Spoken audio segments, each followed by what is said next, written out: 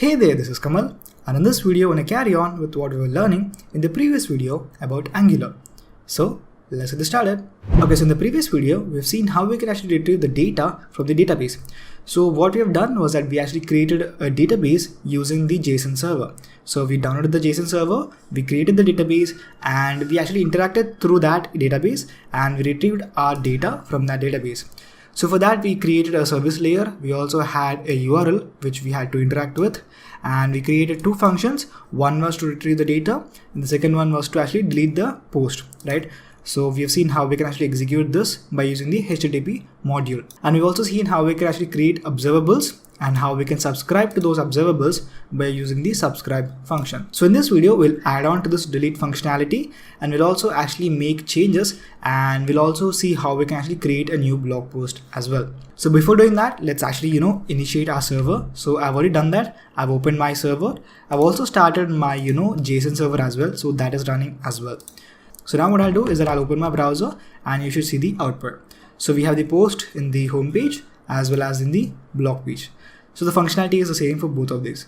So if you want to add some space between these things, you can actually add the space here. So what you can do for that is that you can go to the blog page. So let me go to my blog page, and that go to HTML wherein you actually send in the class, right? So here I can send in another class as well. Like I can give a space, and let's say it's going to be margin bottom of 3. If I save that, that should actually add the margin bottom here, right? If you want, you can actually make this not 6, maybe you can give it as 4 or something like that. That should give you 3 posts. So in this way you can stylize this or make it however you want. So let's go back to the home page and let's only worry about this for now. Okay, I'll close off the blog page. So now we've seen that in the previous video we can actually delete a blog post by clicking on the delete. And whenever I click on this, a particular function is being executed, right? So this is the on delete function that is being executed whenever that event fires. That is the delete event, right? So if you go to the HTML, you'll see that in the post you have the button, and when on click event is done, you'll have this particular function that is being executed. So the thing is that whenever I delete the function here, we have to actually update this particular component as well. So the thing is that we are actually writing the logic inside of a single blog post, but we have to update a component, right? We have to update this post component. So it is POSTS. So if you update that, that is the list of the posts, then that is going to be refreshed and the new data will be shown. So we cannot actually write the delete functionality here. Instead, we have to write this functionality inside our posts. Because if you do that, then we can actually refresh this particular variable, right? Because this variable is what is list of posts. Once the delete functionality has been done, I have to refresh this with the new data. So if I type out my delete logic here, then I cannot update this based on that subscribe. So for that, what I can do is that I can actually remove this from here. I can paste it inside my post component, and I can execute that and delete the post. Okay. So let's actually comment it out for now, so that we'll be adding the logic. But the thing is that this on delete has to execute when I click on a button present in the child component, right? So right now what we want to do is that we have to send the request from the child component to the parent component, that is post. So previously it was something like this. The logic was something like this. So at the start, we retrieve the data inside the TS file of the parent component, that is POSTS. Then you send that data to the HTML file of that parent component. Then through that HTML page, you send the data to the child component, and it was accepted in the TS file of the child component through the @input. Then that data was showcased to the user, and that was done through the HTML page of the child component, right? So the data flow was from the parent TS file to the parent HTML file to the child TS file, and then to the child HTML file. So that was how we actually send the data and showcase that data to the user. Now what we want to do is that we want to send the request back from the child to the parent. So it's going to be the opposite of this. Whenever a user clicks on the button inside the child component HTML page, that is a post page, that has to go to the TS file of the child component. From there you have to output it, right? So previously we actually used the input to take the input. Now we are trying to output it. So that has to be outputted in the child component, and that has to be taken in the HTML page of the parent component. Then that has to be sent to the TS file. That's where you'll write the logic of the delete functionality. So the logic is exact opposite of what we had done previously. So now let's actually understand how we can send the data from the child component to the parent component. So in order to actually do that, let's go to the child component. So when you click on this button, this delete function has to be executed, right? So let's go to this delete function, right? So we actually have to have the delete function, right? On delete. So let's actually keep that here. So in this, what we want to do is that whenever I click on this, instead of executing it directly here, I'll output this from the TS file. So similar to the input, you also have something else called as the output. And this output is going to be not, outputting as a variable. Instead, we're trying to output an event, right? So in order to actually, send the event back, you're going to use something called as an event emitter. So let me actually create the syntax first and then I'll explain. Okay, so what I've done is that I've created a variable called as onDeletePost. So this onDeletePost is going to contain the event. So we have to use this particular, variable to output this onto the parent component, right? So for that, we're using something called as event emitter, which is present inside our, Angular core. So once I type this out, it will be automatically imported. Then what I have to do is that I have to use the syntax, that is new event emitter, and that is a constructor. So using this, I can actually create object for this particular event emitter. It's going to be of type event emitter, and that itself is going to be of, let's say, any type. Okay, it can be any type. Since we're using TypeScript, we have to use the syntax similar to the observable that we had previously. I'm using the event emitter as this particular data type, and it has to be of any. If I do this, I can actually use this to output this to the parent component, right? So the way that we do that is by typing it as this dot onDeletePost dot emit. Okay, and for this, what I can do is that I can pass in the post. So I'll type it as post1, and it should be this dot post1. Yeah. So once I do that, this is, will be executed, and this will be emitted into the parent component, right? So now what we have to do is that we have to accept this in the parent component. So we have to go to the HTML of that, right? So let me go to the HTML. In that, we have to accept it. And the way that we do that, typing it out like this. So since it is an event, it has to be in the, parentheses. And in that, let's type in, let's say, onDeletePost, because that's what we had given in the TS file, this one. So now this is being emitted, and we don't need to actually pass in anything for this emit function. Okay, so now what we have to do is that we have to accept this inside the parent component HTML. So let's go to the HTML of the post, that is the parent component. Let's add it here, and since that is an event which is being outputted, that has to be typed out inside of parentheses. Now whenever this is being accepted, it has to execute a particular function. So let's say the function is going to be delete post, and we're passing in the post as a parameter. Okay, so I'll pass in my post as a parameter. So whenever this onDeletePost is being emitted from the child component, it has to execute a particular method called as deletePost. So let's create that method because we don't have it in our page. So let me go to my TS file. In that, let's create that. It is not onDelete, it is deletePost. Okay, so previously it was onDelete. Let's change that. Now whenever this is being executed, I have to use this post. So I have to accept it here first. Now I can use that, and I can type it as post.id because we have to pass the ID for the delete service, right? So this should actually execute that, but even if I delete it now, it's not going to make any change. Okay, because if I go to my page now, and if I let's say delete the 4th blog post, and if I go to my database, you'll see that the blog post is deleted. That is true, but it's not being updated inside our page, that is this page. But if I refresh the page, you'll see that the blog post is deleted. So we have to refresh this particular component, right? We have to change that with the updated data. So before doing that, let me give you a quick recap of what we had done. So what we had done was that we, whenever this post.html component has a button, right? So whenever I click on this button, it has to execute a function called as onDelete. And in that onDelete, I'm emitting the event. I'm sending this click event back to the parent, right? So that is the post component. So I have to create an event emitter. I have to emit it out. So this is being emitted. Then I have to accept that in the post component by using this particular syntax.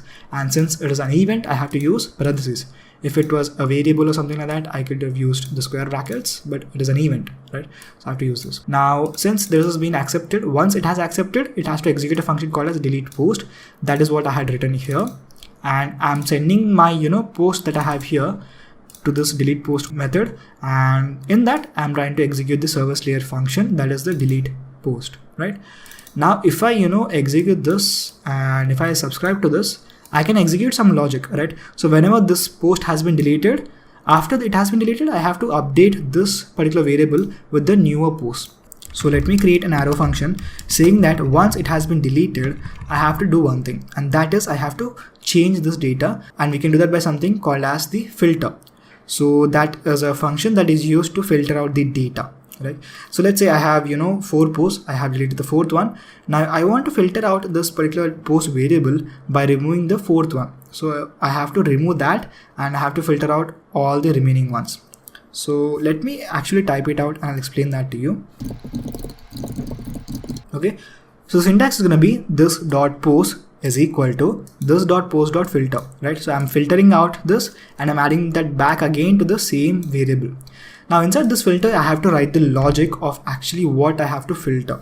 So the logic is going to be something like this. For every post present inside my post variable, I want to do a particular thing. So it's going to be something like this. Okay, so this logic is saying that for every post present inside my list of posts, I'm going to take that post ID, and if that ID is not equivalent to the post that is being deleted, so if both of these are not equal, then that should be filtered out and it should be added to this. Okay, so the logic is something like this. So let's say we have 4 posts, and in that I'm trying to delete the 4th one. So now this post.id is going to contain the value of 4. So now I'm checking for each and every post. If that post ID is not equal to 4, that should be taken and then it should be added to the post variable. If it is equal to 4, that should not be added. That means that this 4th post will be completely removed from the post variable and we'll have the updated data. So right now we are having an error because I am using any attribute for this. So I have to enclose this inside of parentheses and I have to give the data type as any. If I do that, that error is going to vanish. Right? So in this way you can filter out everything and remove the only post that is being deleted from the post list and add it back again to the same variable. If I now do that, then if I go back to my page, if I delete this 3rd blog post now, that is going to actually be deleted from the UI completely. If I go to my blog page as well, you'll not see that post anymore. So in this way you can delete any post that you want and you can filter out the UI by using the filter method. Right? So this is what it is. Okay, so now we're practically done with retrieving the data and deleting the data. So the next operation that we're going to look at is creating a new blog post. So let me quickly create a form through which we can actually, create that particular data. So for that, I'll close off everything that we have here. So I'll only have my post.html. So I'll close off this completely. So once I have closed everything off, let's open my blog page and let's go to the HTML part. Inside this, let's go to this particular section. So let's go to the blog page. So I'll add a button here below this header and I'll type it as, let's say, add blog post. So let me go to my heading. Below this, let me create a button. And for creating a button, what I'll do is that I'll, use the anchor tag. So I'll be using the anchor tag to actually create the button. Let's add a text as add post. And let me add a bit of styling for this. So I've given it a dark color and I've added a bit of margin to the top. So now once I click on this, it has to go to this new route. Okay, so we haven't actually created a route for this, and that route is going to actually point to my create component, right? So what I'll do is that I'll create a new component here to actually, create a new blog post. So let's open the terminal and let's go to the partial and let's here create a new component. So it's going to be ng generate component and it's going to be inside the components folder and it's going to be add post. So you can create whatever component that you want. I'll give it as add hyphen post. So that's going to create a folder with this particular component. So now what I'll do is that I'll go to my routes. So let's go to the routing and let's create a new route for connecting to the blog post. So I'll copy this and let's add, let's say, blog/create. So whenever someone types in blog/create, it has to go to the create component. So it's going to be, I think, add post component. Yeah, that's going to be the component. So if I go to my page and if I go to the blog page, you'll see that we have the button, right? So once I click on this, it should go to that particular route. So let's add that route. So I'll go to this href and here I'll add the router link.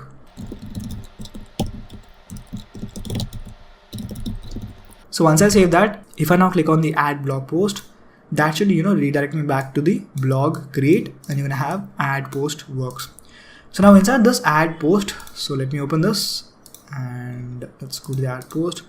Yeah, inside the HTML, let's add the form that we want to create. So let me quickly do that.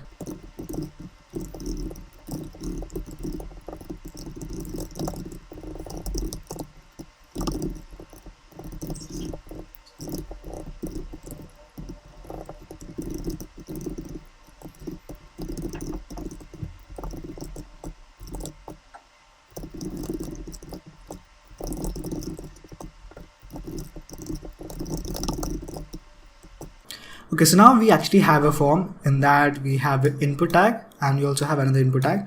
One is going to be used for, the title, the second one for the content. I think it's better to actually have a text area instead of input because, content is not really that small. So let me change this to text area. Let's remove that and let's add a text area. Okay, so now we have the text area. Right. So now what we want to do is that we have to actually send this data back to the server. So there are two things that you have to take care of. One is how we can actually send the data back to the server, and the second one is through what event we have to do it. Like we have seen in the JavaScript that there are two ways of doing this. The first one is on-click event for the button. Like when you click on this, it's going to be submitted. The second one is the on-submit event, which we can actually add to the form directly. So we're going to go with the second approach for this one. So what I'll do is that I'll create an event and it's going to be ng submit. So we had on submit event inside of JavaScript, right? So inside of Angular, it's going to be ng submit. So let me, add in a function name. So let me give it as, let's say, on submit. So I'll call my function as on submit, and we have to create that function first. So let's go to the TS file, and then let's create the function that we have to execute. So it's going to be on submit. So whenever that form is submitted, this particular function will be executed, right? Now we have to access two things. The first one is the input, the second one is the text area. So remember one thing, whenever you have to send some data back to the server, you generally use an attribute to a HTML element called as name. Like in this case for the text area, I can give the name of this as, let's say, content. Similarly, I can give a name attribute to this particular input tag, and I can give it as title. So you have to make sure to have a name attribute for the input or the text area or any form element which contains data, and that data has to be sent back to the server. So you have to give this particular name attribute. Now inside of Angular, if you have to access something from the front end, that is from the HTML inside of the TS file, you have to use something called as a two-way binding. Okay, so in order to actually understand this, let me give you an example. So previously what we had done is that we actually sent the data to the HTML part through the TS file. So let me go to my posts. So let's go to this one. So inside the HTML, as you can see, we actually have something called as the column class. So that is a variable which was defined actually in the TS file, right? So we are trying to access a variable defined in the TS file in the HTML part by using that particular syntax, right, inside the curly braces. So that was how we send the data from the TS file to the HTML file.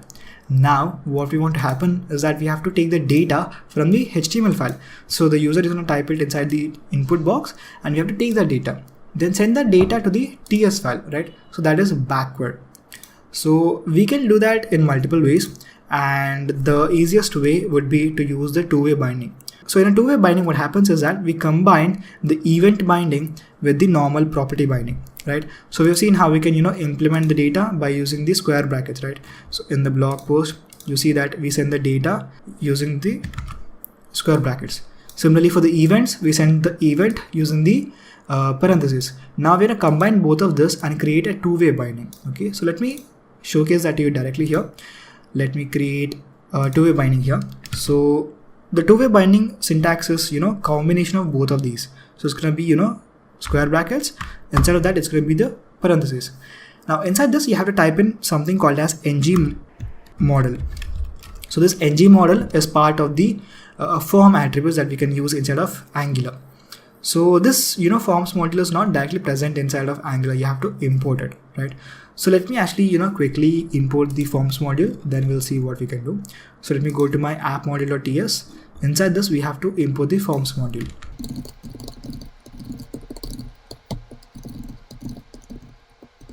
So we are trying to import the forms module from the Angular forms folder, and we have to include that below as well in the imports. Okay, so now if you save this and if you close this off, you should not actually have that error anymore. So let me actually equate this to something. Yeah, so let me equate that to something, let's say title. Okay, so now what we're doing is that we are actually creating something called as ng model, and what this does is that it creates a two-way binding between the HTML and the TS file. So this title is actually referencing to a variable. So you have to first create a variable here. So it's going to be, let's say, title, and let's say it could be string. Okay, let me take it as a string for now. And since this is empty by default, I have to give a question mark before the colon symbol, saying that this is empty by default, but it will have data in the future. So that's why you have to use this, and the error should disappear. Or you can use any as well. If you don't want to use a question mark, what you can do is that you can type in any, and you can remove that question mark, and that should actually remove the error anyways. Okay. So now let's create another variable. This time I'll give it as, let's say, content. So let's go to the HTML part. Let's copy this once again. Let's paste it for this one as well. And this one has to be content. And this name also should be similar to the ng model. Okay. So now what's happening here is that we have created a relation between the HTML input to this variable. So whenever someone types in something inside the input field, automatically this ng model is going to activate, and it's going to add the data which is being typed into the variable called as title that is present here. Okay. So since we are actually, submitting this data, we can actually see that data as well. Let me actually type it out here. I can, console log this. And let's say I give it as this dot title. If I now save this particular function will be executed when this form is submitted, right? And we have actually created the two-way binding. And now if a user types in something inside this, input tag, because of the ng model, that data will be added to this particular variable which you are printing here. Let's check whether it's working or not. Let's go back. Let's open the console and let's go to this. Right. So let's say I type in something random, and if I click on create, you can see that we are actually having the outputted into the console section. That means that we actually have a two-way binding present between this. So since we have a two-way binding, I can actually give it a default value, like let's say hi. If I do that, if I go back, and as you can see, by default, there is something called as hi present inside the title field. So in this way, you can actually have some default data here, or you can take the input from the user and add it to the title. So it's being, done two ways. So the data is being sent from the HTML back to the TS, or from the TS to the HTML, right? So that is called as a two-way binding. So we have a two-way binding for the title as well as the content. Now what we can do is that we can actually send this data to the service layer and add the data into the database. So for that, we actually have to create a service function which is going to add the data. So let's go to the service layer, and here let's create a new function. So let me create that, and it's going to be, let's say, create post or add post, whatever you want. I'll give it as add post. Then this is going to accept the post that we want to add. Okay, it's going to be post. Let's give it as any for now. It should actually return a post, and we can actually remove this because we're not going to use this. We'll be using the base URL. So it's going to be this dot API URL. So now what we have to change is that we have to change this from delete to post. So as soon as I type this, you'll see that we have some errors, and that is because it is true that we are actually executing this particular URL, but what is the data that we want to store? The data is present inside the variable called as post. So we have to send the data as well, right? So we have to send the post data to this API URL, and the property that we're using is the post, that is, which is used to actually put the data into the database. So if you want to update it, you'll generally put it as put, but since we're trying to create a new record, we have to put it as post. So since this is an observable as well, you have to use the subscribe to this. So let's actually call this particular function from the HTML part, from the TS file. So let's go here, and inside this, instead of doing it like this, let's actually create the service layer and call it from here. So let me create a new instance for the service layer. So now I can use this to access the service layer. So it's going to be this dot post service dot add post. That is a function that we had created, and we have to subscribe to this as well. Now we'll write the logic that has to execute after it is being submitted later, but for now we have to send the data, that is the post, right? The thing is that we cannot send individual data because this is actually, taking input as, a complete post. So we have to send this as an object. So for that, what I'll do is that I'll create a new object. And this object is going to contain two things. One is the title, and this title is going to be equal to this dot title that we have, right? Similarly, let's create the content as well. So now we have, this variable called as new post, which is an object, and in that there is one title, and that is equated to this variable, and the content is equated to this content variable. Now I can pass in this new post to this add post function, and that is being accepted in the service layer, and that is, sending the request to the API URL with this post as the argument. Now this should actually, execute that, and it should actually add the post. So let's go back and let's type in something here, random. let's type in something else. Let's click on create, and now there's no change here. But if I go to my database, if I refresh, you'll see that we actually have the data, like we have the dummy data that we had created, right? So that means that the data was sent successfully back to the backend. The only thing remaining is that once it has been created, we have to redirect the user back to the home page or the blog page or wherever we want. So in the next video, we'll see how we can do that.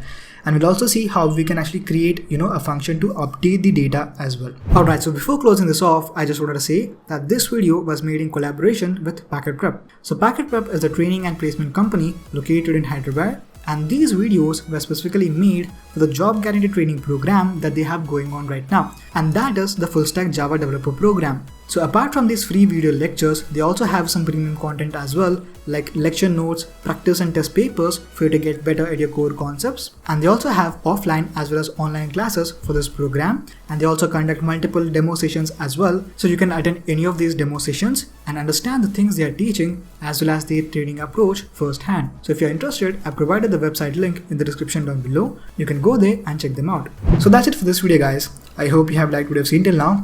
If you did, then please the like button and don't forget to subscribe as well. Thanks so much for watching, and I hope to see you in the next video.